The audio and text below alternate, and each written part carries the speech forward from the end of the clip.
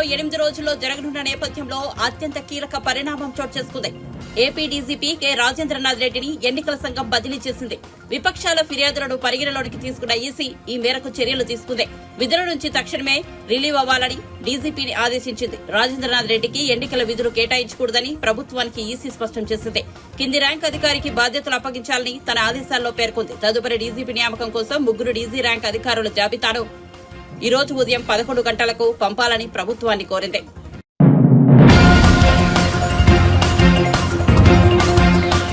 TDP జాతీయ అధ్యక్షుడు Chandrababu Anantapuram urban లో నిర్వహించిన ప్రజాగలం సభకు హాజరయ్యారు. ఈ సందర్భంగా ఆయన ప్రసంగిస్తూ 5 ఏళ్లుగా వైసీపీ ప్రభుత్వం సాగిస్తున్న దోపిడీకి మే 13న జరిగే పోలింగ్ తో ముగింపు పలకాలని పిలుపునిచ్చారు. రాతియుగం నుంచి స్వర్ణయుగం వైపు పయనించాలని, కూటమికి ఏమాత్రం డోకాలేదని స్పష్టం చేశారు. కేంద్రంలో మోదీ 400 సీట్లతో మళ్లీ ప్రధాని కాబోతున్నారని, ఏపీలో 25కి 25 ఎంపీ సీట్లు కూటమి గెలుస్తుందని అన్నారు.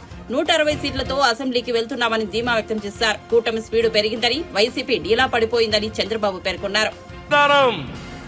భూమి మీది ఫోటో జగన్మోహన్ రెడ్డి, జగనన్న భూ హక్కు చట్టం పాస్బుక్.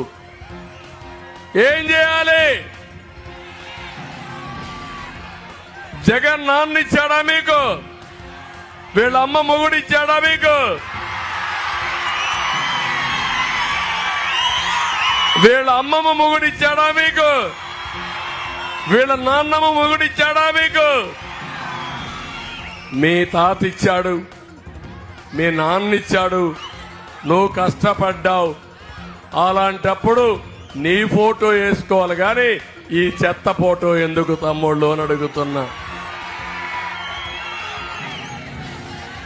అంటే 14 సంవత్సరాలు నేను ముఖ్యమంత్రిగా చేశా. నా భూమికి కూడా ఈయన ఫోటో నేను వేసుకోవాలా? న్యాయమా ఇది? న్యాయమా ఇది? న్యాయం కాకపోతే గట్టిగా చెప్పట్లు కూడా చెప్పండి. ఏం చేద్దాం? ఏం చేద్దాం? విప్లవం రావాలి, తిరుగుబాటు రావాలి. మీ ఇంటికి వస్తే అడగండి వైసీపీ వాళ్ళని, భూమి మాది, సైకో ఫోటో ఎందుకు వేశారు, మేమెందుకు మీకు ఓటు అని అడగండి. నేను వస్తానే ఇవన్నీ తీసేసి మీ ఫోటోనే పెడతా. అంతవరకు దీన్ని చిత్తుగా చించేసి ఏమి చేద్దాం? చెత్త బొట్లో పారేద్దాం. అప్పటికి కూడా వినకపోతే ఒక అగ్గి పుల్ల తీసుకొని బూడిద చేసేయండి. సిద్ధమా ఆడబిడ్డలు? సిద్ధమా తమ్ముళ్ళు? తమ్ముళ్ళు, ఇదే కాకుండా ఇంకొక కొత్త చట్టాన్ని ఒకదాన్ని తీసుకొచ్చాడు. భయంకరమైన చట్టం. ఆ చట్ట ప్రకారం మీకు ఎలాంటి డాక్యుమెంట్స్ ఉండవు. పట్టాదారు పాసు పుస్తకం లేదు, 10-1 లేదు, అడంగల్ లేదు, ఎన్కంబరెన్స్ లేదు, ఏమీ ఉండదు. నీ భూమి జగన్మోహన్ రెడ్డి చేతుల్లో ఉంటుంది. నీ జుట్టు జగన్మోహన్ రెడ్డి పట్టుకొని ఊగులాడుతూ ఉంటాడు. అంటే నేను అడుగుతున్నా, భూమి అంటే మీకందరికి సెంటిమెంట్ అవునా కాదా? ఒకరికి 1/2 ఎకరా ఉంటుంది, ఒకరికి 5 ఎకరాలు ఉంటుంది, ఒకరికి 5 సెంట్లే ఉంటుంది. భూమి అనేది వారసత్వంగా వస్తుంది, కష్టపడి కొనుక్కుంటాం. మనం అందరం ఆలోచించేది ఇది మన పిల్లలకు, మనకు జీవనాధారం.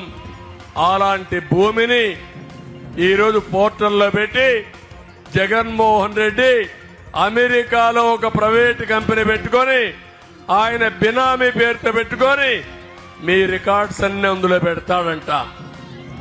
నేను అడుగుతున్నా, మీరు అమ్మాలంటే జగన్మోహన్ రెడ్డి నామినేట్ చేసిన వ్యక్తి ఆమోదం చెప్పాలి, ఆయన ఒప్పుకోవాలి. ఆ సమయంలో ఆయన కానీ వేరే వాళ్ళు ఎవరు అడిగారు, వాళ్ళకు కూడా వాటా ఉందంటే దాన్ని మళ్ళీ వేరే డిపార్ట్మెంట్కి పంపించి తగాదా భూమి కింద పెట్టేస్తారు. ఇంకా నువ్వు అమ్మడానికి వీల్లేదు. బ్రిటిష్ వాళ్ళ దగ్గర నుంచి వచ్చింది.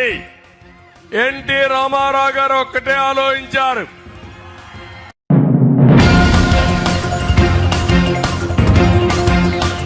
ఏపీలో విద్య, వైద్యం, ఉపాధి, తాగునీరు, సాగునీరు లేకుండా చేశారని జగన్ పై జనసేన అధినేత పవన్ కళ్యాణ్ నిప్పులు చెరిగారు. గుంటూరు జిల్లా పొండూరులో జరిగిన బహిరంగ సభలో ఆయన పాల్గొన్నారు. రాష్ట్రంలో విద్య, వైద్యం, ఉపాధి, తాగునీరు, సాగునీరు లేకుండా చేశారని జగన్ పై నిప్పులు చెరిగారు. నీటిపారుదల మంత్రి అంబటి రాంబాబుకు పోలవరం గురించి తెలియదు కానీ సినిమా పాటలకు స్టెప్పులు వేయడం వచ్చని ఎద్దేవా చేశారు. ల్యాండ్ టైటిలింగ్ యాక్ట్ పట్ల ప్రజలు అప్రమత్తంగా ఉండాలని సూచించారు. ఈ చట్టం ఇంకా అమల్లోకి రాలేదని సజ్జలు అంటున్నారని, మరి అలాంటప్పుడు జీవో ఎందుకు ఇచ్చారని ప్రశ్నించారు. రాష్ట్రంలో కూటమి ప్రభుత్వం ఏర్పడుతుందని విశ్వాసం వ్యక్తం చేశారు. ఈ రోజు మీరు ఆలోచించండి, పోలవరం అనే ప్రాజెక్ట్ ని బాధ్యత తీసుకుని డాన్స్ వేసేవాడు కావాలా, బాధ్యతగా పూర్తి చేసే కూటమి ప్రభుత్వం కావాలా. మనకు 12 లిఫ్ట్ ఇరిగేషన్ ప్రాజెక్టులు మన పొన్నూరుకు రావాలి. అవి చెయ్యని వాడు, సాగునీరు ఇవ్వని వాడు, పూడికలు తీయని ప్రభుత్వం, ఉపాధి ఇవ్వని ప్రభుత్వం, కనీసం హాస్పిటల్ ఫెసిలిటీస్ మెరుగ్గా చేయని ప్రభుత్వం. ఏది కావాలి? 60 రూపాయల మందుని 200 రూపాయలు చేసిన ప్రభుత్వం ఇది. అలాగే land titling act, land grabbing act, అది నేనే చాలా సార్లు నాకు అవసరం అయితే నేను అప్పుల కోసం నేను వెళ్ళి బ్యాంకులు తనఖా పెట్టడానికి నా ఒరిజినల్ స్టాంప్ పేపర్స్ పెట్టాను. నేను ఇప్పుడు ఒరిజినల్ డాక్యుమెంట్స్ ఉండవు, మన ముఖాన్ని జిరాక్స్ కాపీ పడేస్తారు. ఎక్కడికి వెళ్తాం జిరాక్స్ కాపీ తీసుకొని? ఏ బ్యాంక్ మనకు రుణాలు ఇస్తుంది?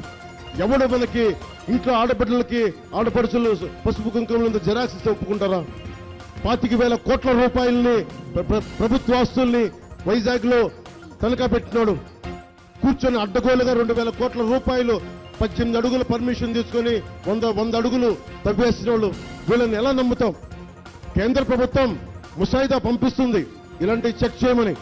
ఈరోజు చెప్తా ఉన్నారు వైసీపీ నాయకులు, సజ్జల రామకృష్ణారెడ్డి గారు చెప్తున్నారు, అది ఊరికి చేశాం, అది నిజంగా అమలు చేయట్లేదని. అమలు చేయని వాళ్ళు జీవో ఎందుకు ఇష్యూ చేశారు? మీరు వైసీపీ మద్దతుదారులు చెప్తున్నా, ధర్మందే గెలుపు, కూటమిదే విజయం. మేము పీఠం, అధికార పీఠంలోకి వెళ్తున్నాం. ఇప్పుడు ఇష్యూ వల్ల ఎన్ని సీట్ల మెజారిటీ అనేదే క్వశ్చన్. ఇక్కడ బార్నబస్ అనే దళితుని చంపేశారు ఇక్కడ ప్రశ్నించినందుకు. ఎమ్మెల్సీ, వైసీపీ ఎమ్మెల్సీ ఒక చంపేసి డోర్ డెలివరీ చేశాడు. 27 దళిత పథకాలను తీసేశారు, 13 బీసీ పథకాలను తీసేశారు. మనకి 34% ఉండే బీసీ మనకి రిజర్వేషన్ 24% చేశారు. మనకి లా అండ్ ఆర్డర్ లో అక్క నడిపిస్తా ఉంటే అమర్నాథ్ గౌడ్ని పొలాలు చేలలో తీసుకెళ్లి పెట్రోల్ వేసి కాల్ చేశారు. ఎక్కడ రక్షణ ఉంది? కోతులు ఏంటంటే బూతులు తిడతారు, ఏదంటే దాడులు చేస్తారు, ఏదైనా చూసుకుని ఏదైనా దిగుతాను అలాంటి వచ్చి మాట్లాడదామంటే హెలికాప్టర్ ప్యాడ్ లో గోతులు తీసేస్తారు. భవిష్యత్తు మీ చేతుల్లో ఉంది. వైసీపీ మద్దతుదారులు కూడా చెప్తా ఉన్నాను, మీరు కనుక మళ్ళీ మీరు కూడా ఇంకో లాస్ట్ టైం లాగా నిలబడితే మీరు నా మాట నమ్మండి, మీ ఆస్తులు గాల్లో పెట్టిన దీపమే ఎగిరిపోతాయి. జాగ్రత్త. మీ భవిష్యత్తు కోసం చెప్తా ఉన్నాను. చెల్లినే గౌరవించని వాడు, చెల్లికే ఆస్తులు ఇవ్వని వాడు రేపొద్దున మీ ఆస్తులకి ఏం గౌరవిస్తాడు? ఒకసారి ఆలోచించుకొని చాలా జాగ్రత్తగా మీ భవిష్యత్తుని మీ నిర్ణయం తీసుకోండి. నా సంపూర్ణమైన మద్దతు మనకి ధూళిపాల నరేంద్ర గారికి. తెలుగుదేశం మనకి సైకిల్ గుర్తు మీద పోటీ చేస్తా ఉన్నారు. పెమ్మసాని చంద్రశేఖర్ గారు ఎప్పుడో సినిమాలో చూసాం, స్వదేశ్ అనే సినిమాలో షారుఖ్ ఖాన్ వచ్చేస్తాడు. అలాగే ఒక నిజ జీవిత చరిత్రది. అలాంటి షారుఖ్ ఖాన్ లాగా ఆయన కూడా అమెరికా నుంచి అన్ని వేల కోట్ల ఆస్తి వదిలి నా గుంటూరు బాగుండాలి, నా ఆంధ్ర బాగుండాలి, నా ఆంధ్రాకి నిలబడాలి మొత్తం వచ్చి తిరుగుతున్న వ్యక్తి. ధైర్యవంతుడు, సాహసవంతుడు, ఉపాధి కల్పించేవాడు, అడ్డంగా నిలబడేవాడు అవసరమైతే. ధైర్య సాహసాలు ఉన్నవాడు. డబ్బులుంటే ధైర్యం పోద్ది, కానీ డబ్బుండి ధైర్యం దానికి 1000 కోట్లుంటే దానికి 10,000 కోట్ల ధైర్యం ఉన్నాడు పెమ్మసాని చంద్రశేఖర్ గారు. జగన్ 1200 కోట్లు ఎగ్గొట్టాడు ఆరోగ్యశ్రీకి. ఫస్ట్ టైం మనం 25 లక్షల ఆరోగ్య బీమా పథకాన్ని ప్రతి కుటుంబానికి వర్తింపజేస్తున్నాం.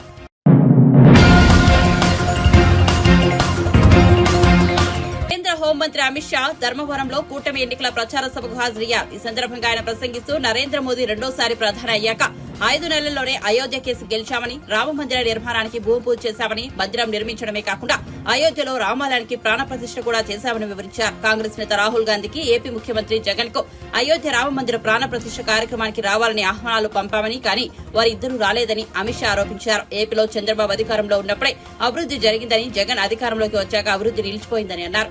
జగన్ 13.50 లక్షల కోట్ల అప్పుడు ప్రజల నెత్తిపై రుద్దారని అమిత్ షా పేర్కొన్నారు.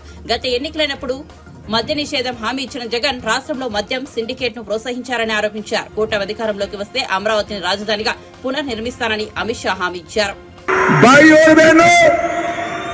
पोलावरम पूरे आंध्र प्रदेश की लाइफलाइन है.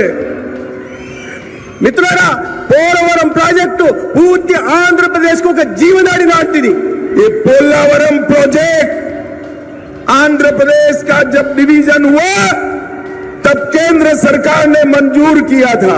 ఈ పోలవరం ప్రాజెక్ట్ ని అన్యాయంగా అశాస్త్రీయంగా ఆంధ్రప్రదేశ్ విభజన జరిగినప్పుడు నరేంద్ర మోడీ గారి నాయకత్వంలోని కేంద్ర ప్రభుత్వం పోలవరం ప్రాజెక్ట్ ని ఇక్కడ మంజూరు చేసింది.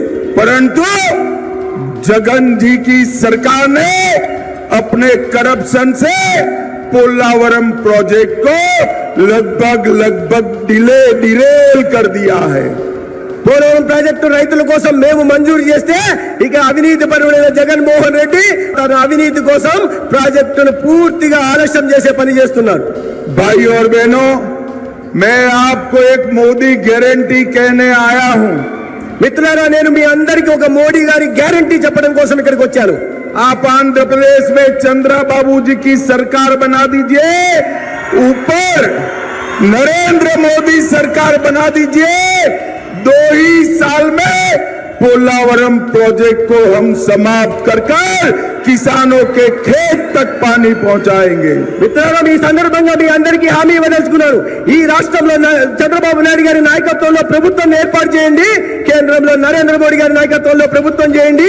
నేను ఇస్తున్న హామీ అంటే రాబోయే 2 సంవత్సరాల్లో పోలవరం ప్రాజెక్టును పూర్తి చేసి ప్రతి రైతుకు నీళ్ళు ఇచ్చే కార్యక్రమాన్ని తీసుకొస్తాం. और आंध्र प्रदेश की राजधानी अमरावती को फिर से राजधानी बनाने के लिए अलायंस किया है. ఆంధ్రప్రదేశ్ రాజధాని అమరావతిని మళ్ళీ రాజధానిగా ఆంధ్రప్రదేశ్ పునఃస్థాపితం చేయడం కోసం మేము పొత్తు పెట్టుకున్నాం.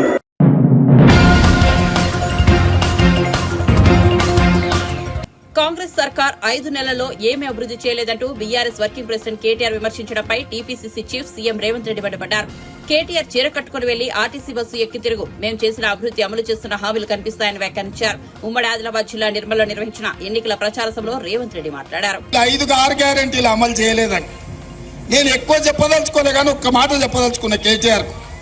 అయ్యా, ఆర్టీసీలో ఆడబిడ్డలకు ఉచిత బస్సు ఇచ్చినాం, మా అక్కలకు మా చెల్లెళ్ళకు 500 రూపాయలకే సిలిండర్ ఇచ్చినాం, మా పేదోళ్ళ ఇంట్లో విద్యుత్ ఛార్జీలు ఉండొద్దని 200 యూనిట్లు ఉచితంగా విద్యుత్ ఇచ్చి వాళ్ళ కళ్ళల్లో ఆనందం చూసినాం. రాజీవ్ ఆరోగ్యశ్రీ ద్వారా 10 లక్షల రూపాయలు ఉచిత వైద్యానికి ఇచ్చినాం. పేదవాళ్లకు ఇల్లు అంటేనే ఆత్మ గౌరవం, 4,50,000 ఇండ్లు 22,500 కోట్లతోని వాళ్లకు కేటాయించినాం. 3 నెలల్లో 30,000 ఉద్యోగాలు నిరుద్యోగులకు ఇచ్చినాం. బలహీన వర్గాల జనాభా లెక్క కట్టి వాళ్ళు ఎంతమంది ఉన్నారో వాళ్ళకంత రిజర్వేషన్లు పెంచాలి, వాళ్ళకని నిధులు ఇవ్వాలని ఇవాళ ఆదేశం ఇచ్చినాం. ఇవన్నీ నీ కళ్ళకు కనిపిస్తలేవు. అందుకే కేటీఆర్కి ఒక మాట చెప్తున్నా, మంచిగా చీర కట్టుకో, ఎందుకంటే సినిమా వాళ్ళు నీకు బాగా దోస్తులు ఉన్నారు. మంచిగా సోకులు తయారుగా బస్ స్టాండ్కు రా, బస్ ఎక్కు, చింతమడకకో సిరిసిల్లకో పోతా అని అడుగు. నిన్ను టికెట్కు కండక్టర్ పైసలు అడిగితే మా 6 గ్యారెంటీలు అమలు కానట్టే. సిల్లి గవ్వ అడగకుండా చీర కట్టుకున్నందుకు నిన్ను తీసుకెళ్లి సిరిసిల్లలు ఇచ్చిపెడితే మా 6 గ్యారెంటీలు అమలు అయినట్టే. నువ్వు సిద్ధమా కేటీఆర్? అంతే కదా, అంతే కదా, అంతే కదా. అందుకే మా యువకులకు చెప్తున్నా, మళ్ళీ ఆయన దగ్గర చీర గాజులు ఉన్నాయో లేవో ఏదన్నా మీరు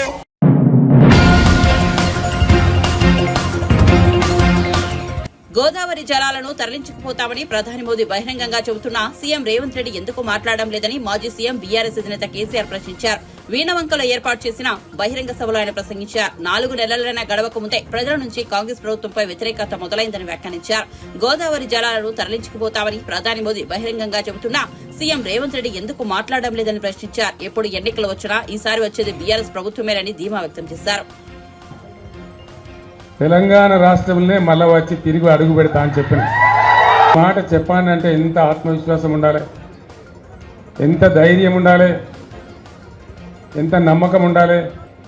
అన్న ప్రకారమే మీ అందరి ఆశీర్వచనం, మీ అందరి దీవెన, మీరందరిచ్చిన బలం, తెలంగాణ ప్రజలు ఇచ్చినటువంటి బలం, దాంతో ఆ రోజు నేను విమానం ఎక్కి ఆంధ్రప్రదేశ్ రాష్ట్రం నుంచి పోయినా మళ్ళా విమానం దిగినా అంటే తెలంగాణ రాష్ట్రంలో దిగిన 10 ఏళ్ల పాటు పరిపాలన చేసిన.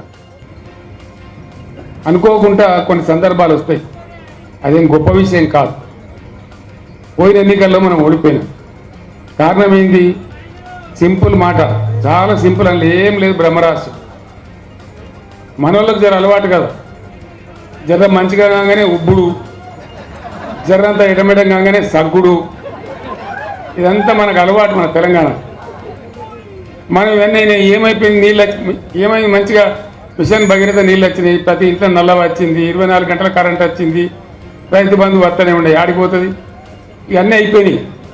వాడేమో 5,000 ఎక్కిస్తా అంటాడు కదా, 2 అన్న అక్కడ 4,000 పెన్షన్ అంటాడు కదా అని ఆయన అత్యాశ పోయి మంచిగా ఉన్నది కదా అని మనం అనుకుంటే, మంచిగా ఉన్నదని చెప్తాం అనుకుంటే వాడు ఇంకేంటి ఎక్కువ నాకంటే కదా ఆయన చేస్తాం. ఒకసారి ఓడుతాం, ఒకసారి గెలుస్తాం, అది పెద్ద సమస్య కాదు. తెలంగాణ మళ్ళీ ఇప్పుడు మర్రబడ్డది, అయిపోయింది, తెలిసిపోయింది కదా. మొదటి దెబ్బనే పడే రైతు బంధు మన ముఖ్యమంత్రి పోయి నేను 9 తారీఖులో కూడా మొత్తం ఎత్తా అంటాడు.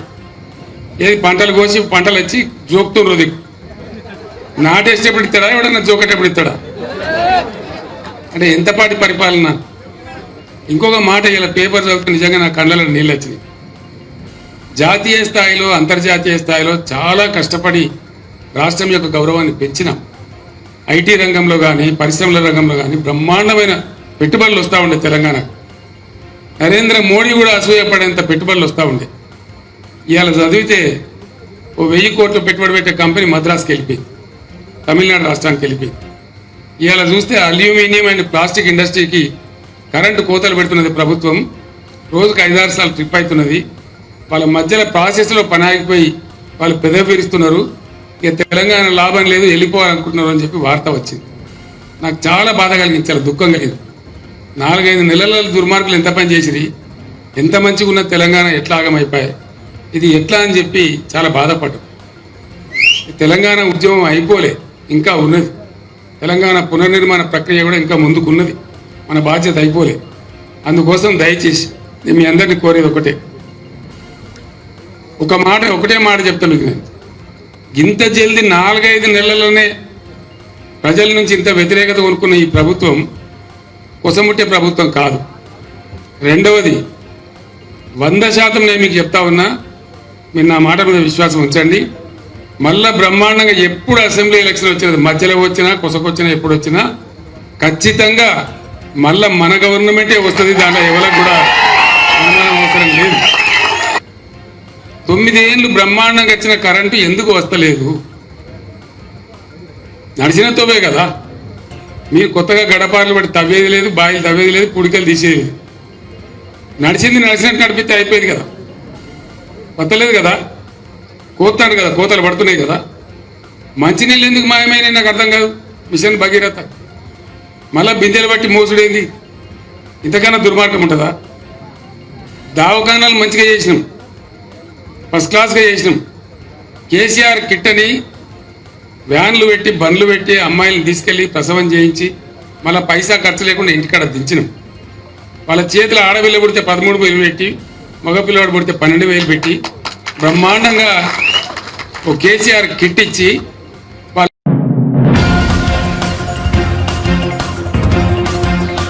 పులివెందుల నియోజకవర్గంలో జగన్మోహన్ రెడ్డి ఓటమి తథ్యమని కాంగ్రెస్ పార్టీ సీనియర్ నేత తులసిరెడ్డి అన్నారు. నియోజకవర్గ ప్రజలకు జగన్ దూరమయ్యారని, ఆయన పాలనలో పులివెందుల అసంఖ్యాక శక్తులకు అడ్డాగా మారిందని ధ్వజమెత్తారు. జగన్ 5 ఏళ్ల పాలనలో నియోజకవర్గంలో అభివృద్ధి లేదు, మద్యం ఏరులై పారుతోంది, ఇళ్ల నిర్మాణం నత్తనడకన సాగుతోంది, రోడ్లు అధ్వానంగా మారాయి, డ్రిప్ ఇరిగేషన్ మూలన పడిందని తులసిరెడ్డి మండిపడ్డారు. ఈసారి ఎన్నికల్లో పులివెందుల అసెంబ్లీ నియోజకవర్గంలో ముఖ్యమంత్రి జగన్ ఓడిపోవడం తథ్యం. దీన్ని ఆషామాషిగా చెప్పడం లేదు. దీనికి అనేక కారణాలున్నాయి. మొట్టమొదటిది, పులివెందుల నియోజకవర్గ ప్రజలకు ముఖ్యమంత్రి దూరం అయిపోయాడు. తాడేపల్లి ప్యాలెస్లో ముఖ్యమంత్రి దర్శనం నియోజకవర్గ ప్రజలకు లభించడం లేదు. పోనీ నియోజకవర్గానికన్నా వస్తాడంటే సంవత్సరానికి వచ్చేది 2 సార్లు 3 సార్లు.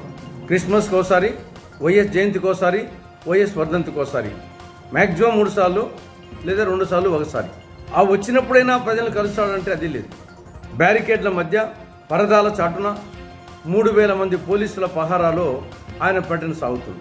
కాబట్టి ఫండమెంటల్గా ముఖ్యమంత్రి జగన్మోహన్ రెడ్డి నియోజకవర్గ ప్రజలకు పూర్తిగా దూరం అయిపోయారు ముఖ్యమంత్రి అయ్యాక. రెండవది, జగన్ 5 ఏళ్ల పాలనలో పులివెందుల నియోజకవర్గం అసాంఘిక శక్తుల అడ్డాగా మారిపోయింది. మద్యం ఏరులై పారుతా ఉంది, జూదం విచ్చలవిడిగా సాగుతా ఉంది, బెట్టింగులు విశ్వరూపం, క్రికెట్ బెట్టింగులు కానీ మిగతా బెట్టింగులు కానీ.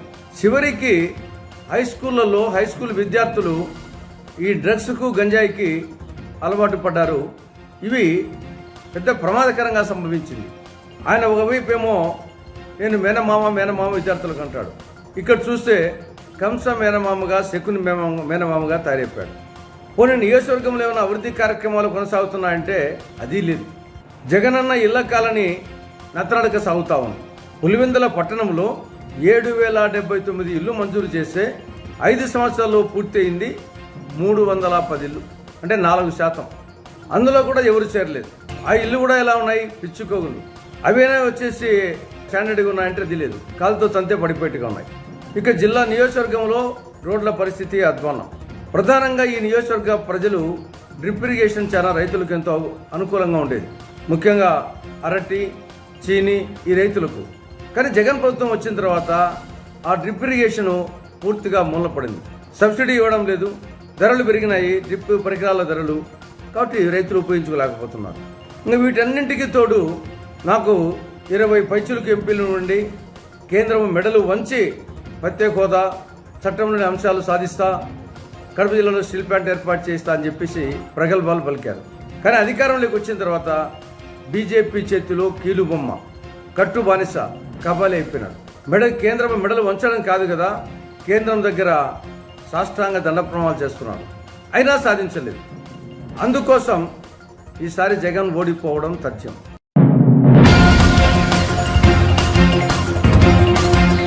నాడు ప్రభుత్వంలో ఉన్న బీఆర్ఎస్, నేడు అధికారంలో ఉన్న కాంగ్రెస్ రెండు తెలంగాణ రాష్ట్రాన్ని దోచుకుంటున్నాయని కరీంనగర్ ఎంపీ బండి సంజయ్ విమర్శించారు. దేశంలో అధికారంలోకి వస్తామన్న భ్రమలో బీఆర్ఎస్ రాష్ట్ర సంపదను పంచిందని, అలాగే ఇప్పుడు దేశంలో ఉన్న కాంగ్రెస్ అధికారంలోకి రావాలని కుట్రతో రాష్ట్రాన్ని ఏటీఎంలుగా మార్చుకుందని ఆరోపించారు. ఆ 2 పార్టీలకు ఈ ఎన్నికల్లో బుద్ధి చెప్పాలని కరీంనగర్ లో నిర్వహించిన ప్రచారంలో బండి సంజయ్ ప్రజలను కోరారు. అద్భుతాలు సృష్టించాక నేనే పుట్టినా అని చెప్పి అప్పుడు నమ్మించి ఊరించుకుంటా మాటలు చెప్పి తెలంగాణ యాసతోని, తెలంగాణ భాషతోని ఏ విధంగా ఇతరులను తిట్టి ఇవాళ అధికారంలోకి వచ్చిన తర్వాత ఇవాళ కేసీఆర్ కుటుంబం డబ్బులు సంపాదించుకోవడం కోసం మాత్రమే ప్రయత్నం చేసింది. మన 5 లక్షల కోట్లు అప్పు చేసింది. వాళ్ళు కేసీఆర్ కుటుంబం ఏ విధంగా ధనికులైపోయారు, తెలంగాణ రాష్ట్రంలో పేదలు ఏ విధంగా ఇలా ఇంకా పేదలుగా మారారు. దీన్ని తెలంగాణ సమాజం ఇంకా మర్చిపోలేదు. తెలంగాణ ఉద్యమ సమయంలో ముఖ్యమంత్రి కాకముందు ఏ విధంగా నమ్మించి గొంతు కోసిండో మళ్ళా తిరిగి నమ్మించి గొంతు కోసే ప్రయత్నం బీఆర్ఎస్ పార్టీ చేస్తున్నది. ఇవాళ వాళ్ళ ప్లాన్ ప్రకారం కేసీఆర్ మంచోడు అని చెప్పే ప్రయత్నం చేస్తున్నారు. ఏ విధంగా కేసీఆర్ మంచోడు, లిక్కర్ కేసు ఇక్కడ పైసలు తీసుకుపోయి ఢిల్లీలో పెట్టిర్రు, ఇక్కడ పైసలు తీసుకుపోయి పంజాబ్లో పెట్టే ప్రయత్నం చేసిర్రు, ఇక్కడ పైసలు తీసుకుపోయి దేశవ్యాప్తంగా లిక్కర్ టెండర్లో పెట్టే ప్రయత్నం చేసిర్రు. కాబట్టి ఇటువంటి పరిస్థితుల్లో యువత ఆలోచించాలి, మహిళలు ఆలోచించాలి, రైతాంగం ఆలోచించాలి. 317 జీవో పెడుతూ ఇబ్బంది పడ్డ ఉపాధ్యాయ వర్గాలు ఆలోచించాలి, ఆర్టీసీ కార్మికులు ఆలోచించాలి, అవుట్ సోర్సింగ్ ఉద్యోగులు ఆలోచించాలి, ఇలా సీనియర్ సిటిజన్స్ ఆలోచించాలి, ప్రతి ఒక్క వ్యాపారస్తులు ఆలోచించాలి. ఇక్కడ వ్యాపారం చేయలేని పరిస్థితి, భార్యాభర్తలు ఫోన్లు మాట్లాడుకోలేని పరిస్థితి, ఒకరికొకరు కలుసుకోలేని పరిస్థితి, ఎంత నిర్బంధం, ఎన్ని అరాచకాలు. ఎన్ని కబ్జాలు ఇవాళ కరీంనగర్లో చూడండి. ఇలా బీఆర్ఎస్ పార్టీ కార్పొరేటర్లనే ప్రజల చేత ప్రజాప్రతినిధులే ఇవాళ కబ్జాలకు గురైతే ఇవాళ జైల్లో ఉన్నటువంటి పరిస్థితి వస్తుందో తెలుసుకోండి. ఇలా ప్రజల ఆస్తులకు గ్యారంటీ లేదు బీఆర్ఎస్ గవర్నమెంట్లో, ప్రజల ప్రాణాలకు గ్యారంటీ లేదు బీఆర్ఎస్ పార్టీ గవర్నమెంట్లో, ప్రజల జాగలకు గ్యారంటీ లేదు కాంగ్రెస్ పార్టీ. 6 గ్యారంటీల విషయంలో రాష్ట్ర ముఖ్యమంత్రి మాట్లాడతలేడు, కాంగ్రెస్ పార్టీ మాట్లాడతలేరు. మీరు 2,500 రూపాయలు ఎంతమందికి ఇచ్చిర్రు, మహిళలకు ఇచ్చిర్రు? తులం బంగారం ఎంతమంది మహిళలకు ఇచ్చిర్రు? 4,000 రూపాయలు ఆసరా పెన్షన్ ఎంతమందికి ఇచ్చిర్రు? 15,000 రూపాయలు రైతు భరోసా పేరు మీద ఎంతమంది రైతు అకౌంట్లో వేసిర్రు? 12,000 రూపాయలు రైతుల ఎంతమంది కూలీ రైతు కూలీ అకౌంట్లో వేసిర్రు? 5 లక్షల రూపాయలు ఎంతమంది ఇల్లు జాగరణలకు ఇచ్చిర్రు? ఎంతమంది రైతులకు బోనస్ ఇచ్చిర్రు? ఏ ప్రాంతంలో తరుగు తాలు తేమ లేకుండా ఉన్నారు? 5 లక్షల రూపాయలు విద్యార్థి భరోసా కార్డు ఎంతమందికి ఇచ్చిర్రు? ఫీజు రియంబర్స్మెంట్ చేస్తానంటే బీఆర్ఎస్ పార్టీ చేయలేదు, కాంగ్రెస్ పార్టీ కూడా చేస్తలేదు. కానీ కాంగ్రెస్ పార్టీ వాళ్ళ కాంట్రాక్టర్లు, వాళ్ళ పార్టీ లీడర్లు, కాంట్రాక్టర్లు అని కూడా పొట్టు బిల్స్ అన్ని దొబ్బిపోతున్నారు. రైతులకు ఇవ్వడానికి, బోనస్ ఇవ్వడానికి, రైతులకు ఇచ్చిన హామీలు నెరవేర్చడానికి పైసలు కాంగ్రెస్ పార్టీ నాయకుల దగ్గర, ఇచ్చిన హామీలు గ్యారెంటీ నెరవేర్చడానికి పైసలు కాంగ్రెస్ పార్టీ నాయకుల దగ్గర. కానీ ఢిల్లీకి పైసలు పంపించడానికి, రాష్ట్ర వ్యాప్తంగా ఖర్చు పెట్టడానికి దీన్ని తెలంగాణ రాష్ట్రాన్ని ఒక ఏటీఎం లెక్క మార్చుకుంది కాంగ్రెస్ పార్టీ. ఢిల్లీ నుంచి ఎప్పుడు ఫోన్ వస్తే అప్పుడు ఎన్ని వందల కోట్ల రూపాయలు అంటే అన్ని వందల కోట్ల రూపాయలు ఢిల్లీకి పంపించడం మాత్రం కాంగ్రెస్ పార్టీకి సాధ్యమవుతుంది. బట్ ఇటువంటి పరిస్థితుల్లో ఈ 2 పార్టీలకు గుణపాఠం చెప్పాల్సిన అవసరం ఉంది.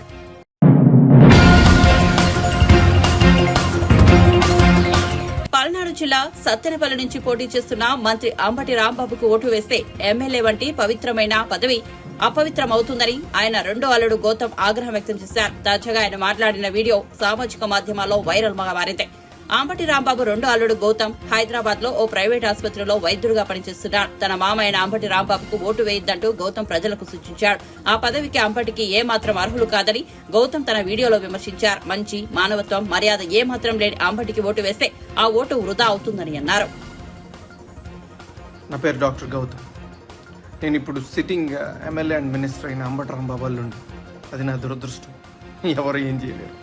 బట్ ఈ వీడియో చేయాలా లేదా అని నేను చాలాసార్లు ఆలోచించి చేయడం నా బాధ్యత అని అనుకున్న తర్వాత నేను ఈ వీడియోస్ ఇస్తున్నాను. అంబటి రాంబాబు అంత నీచుడు, నికృష్టుడు, దరిద్రుడు, శవాల మీద పేలాలు ఏరుకునే రకాన్ని నేను నా జీవితంలో చూడలేదు. రోజు పొద్దున్నే దండం పెట్టుకునేటప్పుడు ఇంతటి నీచుడిని ఇంకొకసారి నా లైఫ్లో ఇంట్రడ్యూస్ చేయకు స్వామి అని ఎప్పుడు కోరుకుంటూ దండం పెట్టుకుంటుంటా. అంత భయంకరమైన వ్యక్తి. ఎందుకు ఇప్పుడు చెప్తున్నానంటే తన పోటీ చేయబోయే పోస్ట్ అలాంటిది. ఏ పోస్ట్కి అయితే మంచితనం, మానవతా విలువలు, కనీసం బాధ్యత ఉండాలో వీటిల్లో అందరికీ 100% అందరికీ అన్నీ ఉండక్కర్లేదు. 0.001% కూడా లేని వ్యక్తి అంబటి రాంబాబు. ఇలాంటి వ్యక్తికి ఓటేసేటప్పుడు మనకు తెలియకుండానే కొన్నిటిని మనం ప్రోత్సహిస్తున్నట్టు. ఎలాంటి వాటిని? ఎవరైతే నిస్సిగ్గుగా ఎంత పెద్ద గొంతేసుకొని ఎంత పెద్ద అబద్ధాన్ని అరిచినా సరే దాన్ని నిజం చేయొచ్చు అన్న కాన్ఫిడెన్స్తో బతుకుతారో సమాజంలో, అలాంటి వాళ్ళకి ఓటేస్తున్నట్టు. ఎంత లేకి పని అయినా చేసి చాలా హుందాగా బతకచ్చు సమాజంలో అని అనుకునే వాళ్ళకి ఓటేస్తున్నట్టు. ఏదైనా చేసి సిగ్గు లేకుండా సిగ్గులేని తనాన్ని ప్రోత్సహించవచ్చు అని అనుకునే వాళ్ళకి మనం ఓటేస్తున్నట్టు. ఇలాంటి వాళ్ళకి ఓటేస్తే ఇవే సమాజం యొక్క తలరాతలాగా మారి రేపు సమాజం కూడా ఇలానే తయారవుతుంది. దీన్ని ప్రజలు గమనించి సరైన ఓటుతో, సరైన బాధ్యతతో ఓటేసి సరిగ్గా నాయకుడిని ఎంచుకుంటారని ఆశిస్తూ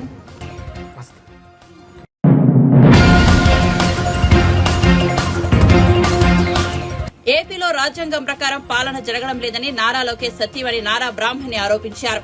ఎన్నికల ప్రచారంలో భాగంగా ఆదివారం మంగళగిరిలో ఆమె విస్తృతంగా పర్యటించారు. నారా లోకేష్ క్రీడా ప్రాంగణంలో పిల్లలతో కలిసి సరదాగా కాసేపు వాలీబాల్ ఆడి అలరించారు. అనంతరం ఎస్ఆర్ అపార్ట్మెంట్ వాసులతో కలిసి నారా బ్రాహ్మణి సమావేశమయ్యారు. తమ ఇంటి దగ్గర ఉన్న ప్రజావేదికను కూల్చి వైఎస్ఆర్సీపీ తన విధ్వంస పాలనలు ప్రారంభించిందని బ్రాహ్మణి మండిపడ్డారు. ఎన్డీఏ ప్రభుత్వం అధికారంలోకి రాగానే అమరావతి పనులను పునః ప్రారంభిస్తామని హామీ ఇచ్చారు. ఉద్యోగుల కల్పనతో పాటు మంగళగిరికి ఐటీ పరిశ్రమలు తీసుకొస్తామన్నారు. ఆస్తిలో సమాన హక్కు ముందల ఆయనే ఇచ్చారు. ఇవన్నీనే కాకుండా మన దీపం పథకం ద్వారా మహిళల్ని ఎవరైతే వంటగదిలో బాధపడుతూ ఉండేవారో వాళ్ళని ఎంపవర్ చేసింది ఆయనే. ఇప్పుడు మామగారు నారా చంద్రబాబు నాయుడు గారి గురించి మాట్లాడాలంటే మహిళలకు ఎంతో చేశారు. ఇక్కడ నేను చాలా మంది ఎడ్యుకేటెడ్ మహిళల్ని కూడా చూస్తున్నాను. ఎవరైతే డాక్టర్స్ లేకపోతే ఇంజనీర్స్, నేను కూడా ఒక ఇంజనీర్ నేనండి, దాని ఘనత ఆయనే. ఎందుకంటే మన భారతదేశంలో ప్రొఫెషనల్ ఎడ్యుకేషన్ లో మహిళలకి మొట్టమొదట రిజర్వేషన్ ఇచ్చింది ఆయనే. వాళ్ళ కాళ్ళ మీద వాళ్ళు నిలబడగలుగుతున్నారు. అదే కాకుండా డ్వాక్రా ప్రాజెక్ట్స్ ని కూడా ఈ స్థాయిలో ఎంకరేజ్ చేసింది నారా చంద్రబాబు నాయుడు గారు. దాని ద్వారా ఎంతో మంది మహిళలు బాగుపడ్డారు. వాళ్ళు చేసిన ఉత్పత్తుల్ని వాళ్ళు ఎక్స్పోర్ట్ చేసుకున్నారు, లాభాల్లోకి కూడా వెళ్లారు. ఇవన్నీనే కాకుండా ఆయన మహిళలు సంక్షేమం కోసం ఇంట్లో కూడా చాలా ఎక్కువ చేసేవారండి. నేను ఇంటర్నేషనల్లీ చదువుకోవటానికి నేను చాలా గర్వంగా ఉంది. లోకేష్ గారు ఎన్నో ఇబ్బందులు చూశారు గత 5 సంవత్సరాలుగా, మీరందరూ చూశారు. తప్పుడు కేసులు పెట్టడం జరిగింది. మన మంగళగిరిలో ఉండే మా ఇంటి మీద దాడి చేయడం జరిగింది. అదే కాకుండా రాజ్యాంగానికి వ్యతిరేకంగా నారా చంద్రబాబు నాయుడు గారిని జైల్లో పెట్టడం జరిగింది. మీరంతా చూశారు. మీరంతా పెద్ద సంఖ్యలో బయటకు వచ్చి సపోర్ట్ చేశారు. ఇప్పటిదాకా మన మంగళగిరిలో ఎంతో కొంత డెవలప్మెంట్ జరిగిందంటే అది నారా చంద్రబాబు నాయుడు గారి హయాంలో, అవునా కాదా? లోకేష్ గారు ఎన్నో కంపెనీస్ ని తీసుకొచ్చారు. దీనివల్ల చాలా మందికి ఎంప్లాయ్మెంట్ కలిగింది. 5 years లో ఏమీ జరగలేదు. ఏ కంపెనీస్ ఇక్కడికి రావాలనుకున్నారో ఆ కంపెనీస్ కూడా తిరిగి వెళ్ళిపోయాయి. ఏం డెవలప్మెంట్ జరగలేదు. మన మంగళగిరికి లోకేష్ గారికి ఒక పెద్ద విజన్ ఉందండి. మన పరిశ్రమలు తీసుకుని రావాలి, మన పిల్లలకి మంచి విద్య ఇక్కడే కలగాలి, వాళ్ళందరికీ ఆపర్చునిటీస్ ఇక్కడే కలగాలి. ఇప్పుడు ఎయిమ్స్ హాస్పిటల్స్ ఎంప్లాయీస్ ని కలిసి వస్తున్నానండి. వాళ్ళు కూడా చెప్తున్నారు ఎయిమ్స్ ని ఇక్కడ తెచ్చిన ఘనత నారా చంద్రబాబు నాయుడు గారిదే. అండ్ ఇక్కడ రోడ్లు బాగాలేవు, నేను చూస్తున్నాను. మున్సిపాలిటీలో డ్రైనేజ్ కూడా బాగాలేదు. అండర్ గ్రౌండ్ డ్రైనేజ్ అనేది ఏర్పాటు చేసుకోవాలి. అండ్ మంగళగిరిని not just as educational hub, ఒక కల్చరల్ క్యాపిటల్ గా మనం ఏర్పాటు చేసుకోవాలి. వీఆర్ నోన్ ఫర్ ఇక్కడ ఉన్న వీవర్స్, ఇక్కడ చేనేత పరిశ్రమ అనేది అభివృద్ధి చేసుకోవాలి. అండ్ నాట్ జస్ట్ దాట్, ఇక్కడ స్వర్ణకారులు కూడా చాలా టాలెంటెడ్, అది అందరికీ తెలిసిందే. మన రాష్ట్రం అప్పుల పాలైపోయింది. అండ్ దీనికి తాకట్టు పెట్టేది మనందరి యాసెట్సే. మీ అందరికి ఉన్న ల్యాండ్స్ వాటన్నిటిని తాకట్టు పెట్టడం జరిగింది. ఇప్పుడు ల్యాండ్ డాక్యుమెంట్స్ కూడా అడుగుతున్నారు. చాలా ఇబ్బందిగా ఉంది చాలా మందికి. సో తప్పకుండా మన ఆంధ్ర రాష్ట్రాన్ని మన అభివృద్ధి చేసుకోవాలంటే నారా చంద్రబాబు నాయుడు గారే చేయగలుగుతారనే కాన్ఫిడెన్స్ మనందరిలో ఉంది, అవునా కాదా? అండ్ మన భవిష్యత్తు తరాలు, మన పిల్లలు అందరూ బాగుండాలంటే తప్పకుండా మన కూటమిని గెలిపించుకోవాలి. మనము now is the time, now is the only chance that we have. మన ఆంధ్ర రాష్ట్ర పునర్వైభవం తిరిగి తీసుకురావాలంటే మనం చాలా రెస్పాన్సిబుల్ గా ఓటేయాలి. నేను ఇక్కడ వచ్చింది మిమ్మల్ని ఓట్లు అడగడానికి కాదు, మీరు చాలా రెస్పాన్సిబుల్ గా ఆలోచిస్తారని నాకు తెలుసు. కానీ మీరు బయటకు వచ్చి మీరు ఓటు వేయాలి, మీ హక్కును మీరు వినియోగించుకోవాలి. అదే కాకుండా మీ చుట్టూ ఉండే వాళ్ళని కూడా మీరు ఎంకరేజ్ చేయాలి. ఎందుకంటే ఇప్పుడు సమ్మర్, పీక్ సమ్మర్, మొన్న టెంపరేచర్ 47 degrees అని చెప్పారు, ఇంకా పెరగబోతుంది. సో మీరు చుట్టూ ఉండే వాళ్ళని ఎంకరేజ్ చేయాలి, సరిగ్గా ఆలోచించమని తప్పకుండా ఇన్స్పైర్ చేయాలి. సో మరొకసారి మీ అందరితో ఉండటం నాకు చాలా ఆనందంగా ఉంది.